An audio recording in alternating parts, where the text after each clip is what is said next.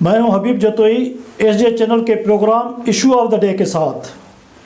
آج ہمارا موضوع ہے کہ اسحاق ڈار صاحب نے کہا ہے کہ اب پاکستان کی حفاظت اللہ کرے گا۔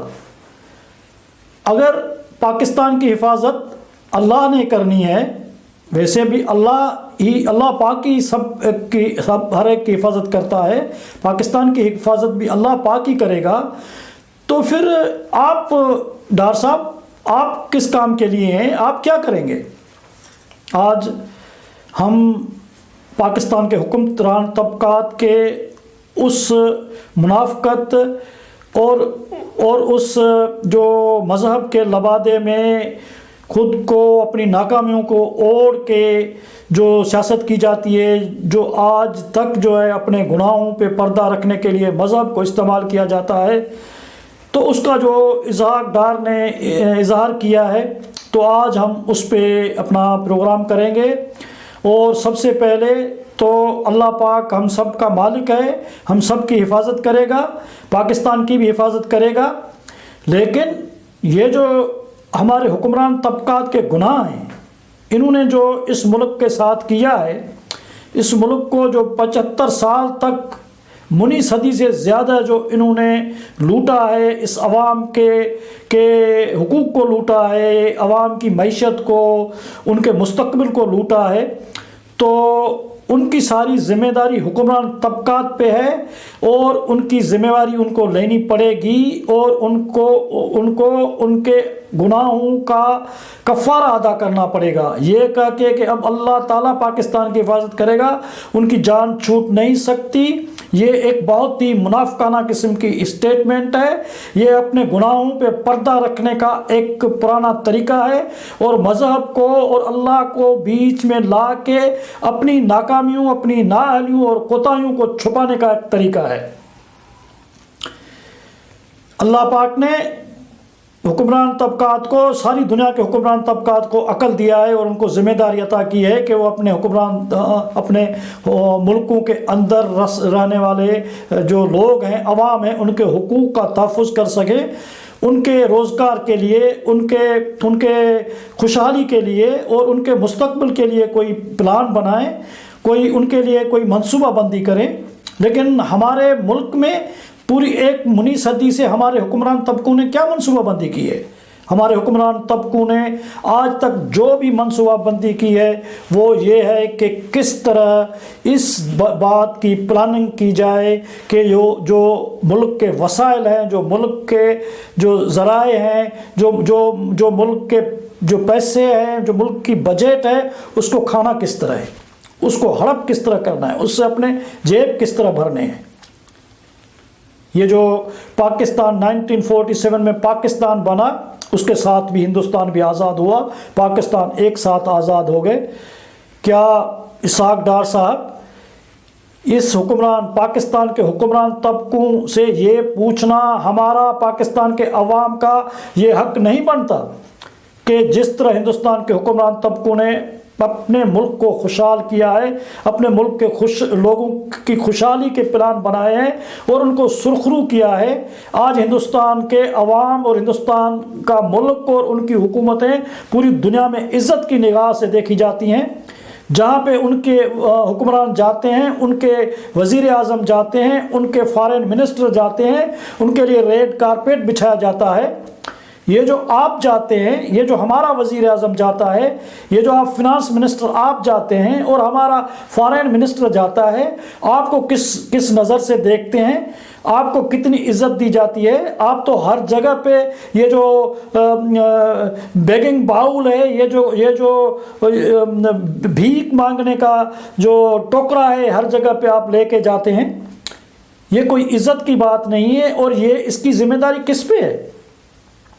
اسحاق ڈار صاحب، یہ جو 50% سے زیادہ لوگ خطے غربت کی لکیر سے نیچے زندگی گزارنے پہ مجبور ہیں، یہ جو ہزاروں لوگ پاکستان میں ہر سال خودکشیاں کر رہے ہیں، بھوک سے مر رہے ہیں، جن کے بچے بیماریوں سے مر رہے ہیں، بلک بلک کر مر رہے ہیں، یہ جو لاکھوں نوجوان ہر سال بے روزگار بنتے ہیں، اسحاق ڈار صاحب اس کی ذمہ داری کس پہ؟ اس کی ذمہ داری اللہ پاک کے پہ ڈال کے، اللہ پاک پہ چھوڑ کے آپ بری ذمہ نہیں ہو سکتے۔ آپ کو ان ساری سوالوں کا جواب دینا پڑے گا، ان سارے گناہوں کا حساب دینا پڑے گا، ملک کے سبھی حکمران طبقوں کو حساب دینا پڑے گا۔ جب سے آپ آئے ہیں میں صرف آپ سے مخاطب ہو رہا ہوں، اسحاق ڈار صاحب، آپ کا خاندان، نواز شریف صاحب، شہباز شریف صاحب، یہ جتنے آپ سیاستدان آئے ہیں 1980 سے آپ سیاست میں وارد ہوئے ہیں اور آج تک جو ہے وہ آپ سیاست پہ قابض ہیں۔ کبھی وزیر اعظم بھائی ہوتا ہے، کبھی دوسرا بھائی ہوتا ہے، کبھی وزیر اعلیٰ ہوتا ہے، کبھی جو ہے وہ فائنانس منسٹر آپ ہوتے ہیں۔ آپ کسی اور کو کوئی جگہ دینے کے لیے تیار نہیں ہیں۔ ہر سیٹ خود کو آپ کو چاہیے، ہر آپ کا رشتہ دار کوئی نہ کوئی منسٹر ہونا چاہیے، کوئی نہ کوئی بیوروکریٹ ہونا چاہیے، کوئی نہ کوئی جاگیردار ہونا چاہیے۔ لیکن آپ نے عوام کو کیا دیا ہے؟ 80 سے آپ حکمران ہیں اس ملک پہ، ڈائریکٹ اور انڈائریکٹ کسی طرح سے، کبھی فوجوں سے، جنرلوں سے مل کے، کبھی اپنی گورنمنٹ بنا کے۔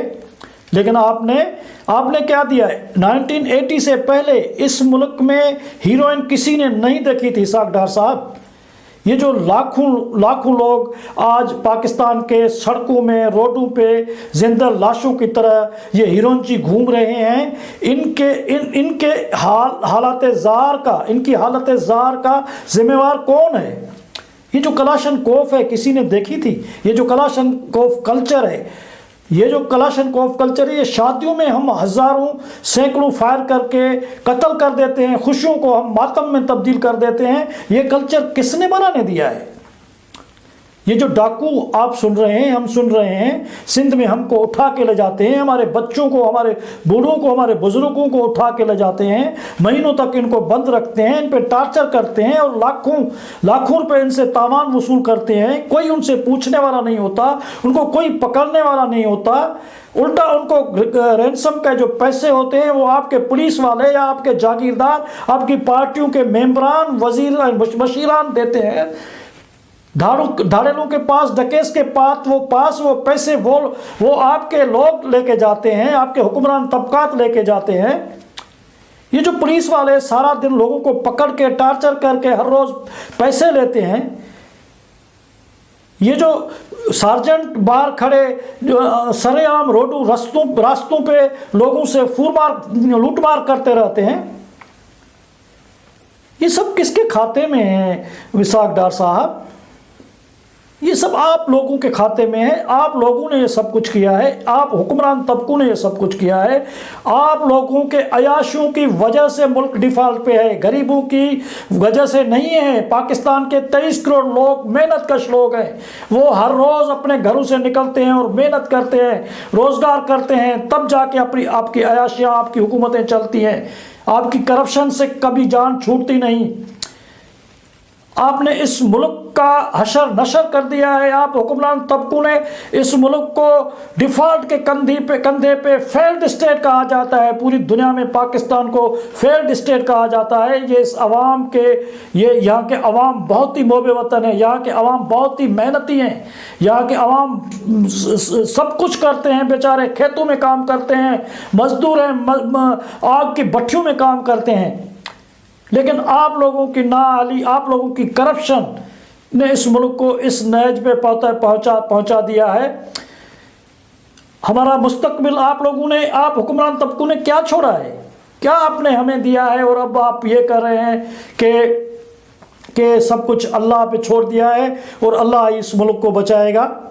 اللہ تعالیٰ تو جو صالح ہوتے ہیں، جو عامل ہوتے ہیں، جو شریف النفس قومیں ہوتی ہیں، جن کے حکمران طبقے دیانتدار، ایماندار ہوتے ہیں، اللہ تعالیٰ ان کو ترقی دیتا ہے۔ اللہ تعالیٰ جو نالائق اور جو کمینے حکمران طبقات ہوتے ہیں، ان کو تو اللہ تعالیٰ غارت کر دیتا ہے، ان پہ تو عذاب نازل کر دیتا ہے۔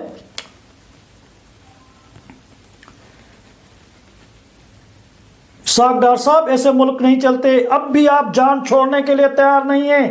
آپ اب بھی لندن سے آئے ہیں, آپ نے کہا میں بیمار ہوں, میرا علاج ہو رہا ہے, میں اسی وجہ سے پاکستان نہیں آ رہا. جب آپ کو پتا چلا کہ فائنانس منسٹری خالی ہو گئی ہے, مفتہ اسماعیل جو ہے وہ عیاشیاں کر رہا ہے, تو آپ بھاگتے بھاگتے آ گئے, آپ کی طبیعت ٹھیک ہو گئی, آپ کے سارے سرٹیفکیٹ ٹھیک ہو گئے, آپ نے ڈاکٹروں نے آپ کو اجازت دے دی کہ آپ جائیں پاکستان میں, جا کے پھر سے عیاشیاں کریں, اور اپنے گرائیوں کو اور اپنے رشتہ داروں کو جا کے جتنے باقی جو فنڈز بچ گئے اس ملک کے, آپ جا کے ان کی وراثت کریں اور باندر بانٹ کریں. آپ باندر بانٹ کرنے کے لیے آئے ہیں اس عمر میں, 70 سال کی عمر میں. یہ عمر آپ کی سیاست کرنے کی نہیں ہے. یہ جا کے گھر میں بیٹھو اور اللہ اللہ کرو اور اپنے گناہوں کا کفارہ ادا کرو.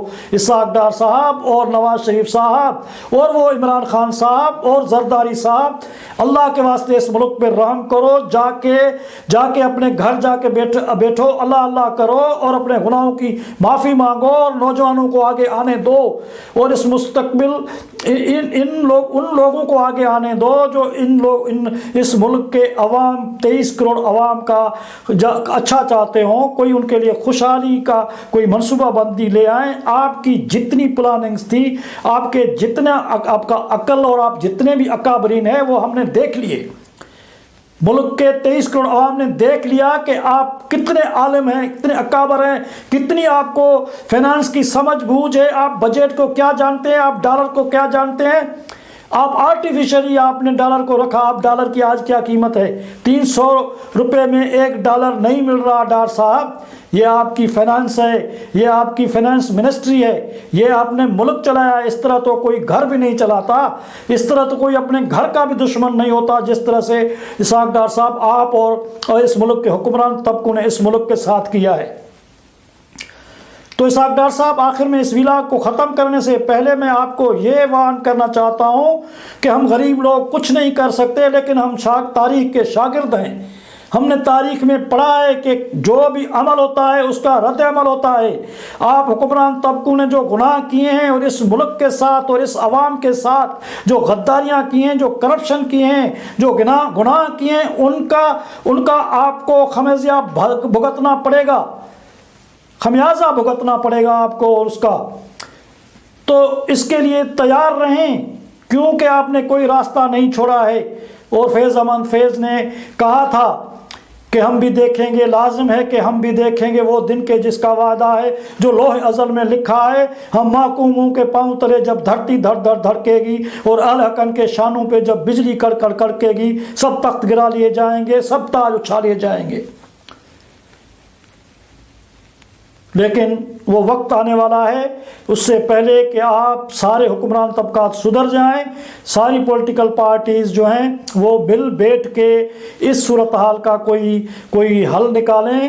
اللہ تعالیٰ ہمارا مالک ہے, لیکن اس کے کھاتے میں ڈال کر اپنے گناہوں کو مت چھپائیں, اور خود کو احتساب کے لیے, خود احتسابی کے لیے خود کو پیش کریں, کیونکہ آپ نے کوئی احتساب کا ادارہ تو چھوڑا نہیں ہے, کوئی غیر جانب ادارہ تو چھوڑا نہیں ہے جو کوئی احتساب کر سکے.